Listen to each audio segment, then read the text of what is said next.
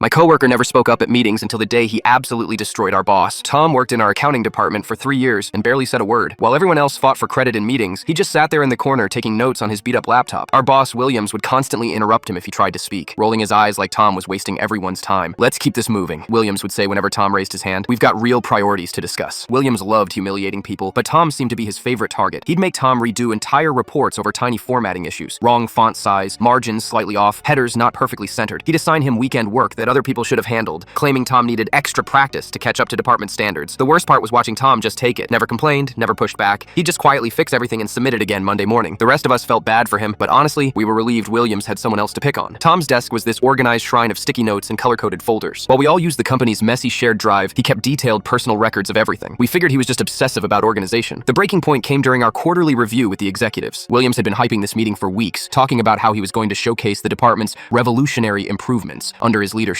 He stood at the front of the conference room in his expensive suit, clicking through slides about our improved efficiency numbers. The CEO and VP were nodding along, clearly impressed. Williams kept emphasizing my innovative systems and my strategic planning while gesturing dramatically at the charts. "These process improvements have transformed our entire workflow," he bragged. "My vision for streamlined operations has exceeded all projections." That's when Tom finally raised his hand. Williams looked genuinely annoyed, but couldn't ignore him in front of the executives. "Yes, Tom, what is it?" Williams sighed. Tom stood up slowly, opened his laptop, and asked if he could show something on the projector. The room went quiet. Williams looked confused but nodded, probably thinking Tom was about to embarrass himself. Tom projected a detailed timeline showing every single process improvement over the past 18 months. Each one was timestamped with his original emails suggesting the exact changes Williams was currently taking credit for. "Here's my suggestion from March 15th about automating invoice processing," Tom said calmly, highlighting an email. "And here's the follow-up I sent April 3rd with the specific software recommendations." Then he showed Williams's responses to every single suggestion. "Not our priority right now. Focus on your assigned tasks instead of proposing changes. We don't need input from junior staff on department strategy." The executives leaned forward, reading the email chains projected on the wall. Williams' face was turning red. Tom continued methodically through the timeline. "The new filing system that saved 2 hours daily. Tom's idea from last summer, rejected by Williams. The vendor renegotiation that cut costs by 30%. Tom had drafted the entire proposal 6 months ago. I kept detailed records because I noticed my suggestions were sometimes implemented later," Tom explained to the room. "I wanted to make sure I could reference the original conversations." He pulled up the final slide showing cumulative cost savings from his rejected ideas that Williams had quietly implemented and claimed credit for. $2.3 million